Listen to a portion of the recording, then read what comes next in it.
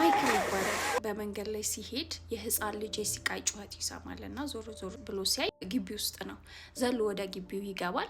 ግቢ ውስጥ ሲገባ ህፃኗ የመዋኛ ገንዳ ውስጥ በአፍጢሟ ተደፍታለች እና ወዲያው ዘሎ ወደ ውስጥ በመግባት ያወጣትና ሲፒአር ሰጥቶ እንድትተነፍስ ማድረግ ይጀምራል። በዚህ መሀል ቤተሰቦቿ ይመጣሉ እና ይመጡና ወደ ሆስፒታል ይወስዷታል። ልጅቷ ትታከማለች፣ ትተርፋለች።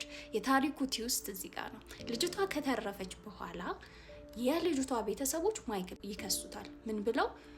አንደኛ ግቢያችን ውስጥ ሰብሮ ገብቷል፣ ሁለተኛ ደግሞ ልጅቷ ላይ ብሩንዝ እንዲወጣ አድርጓል ብለው ነው የሚከሱት። የሚገርማችሁና ብሩንዝ ይሄ ሰውነቷ እንዲበልዝ ሲፒአሩን ሲሰጣት ጫን ጫን ሲል ሰውነቷ በልዟል እና እንዲበልዝ አድርጓል። ስለዚህ $500,000 ካሳ እንፈልጋለን ብለው ነው የሚከሱት።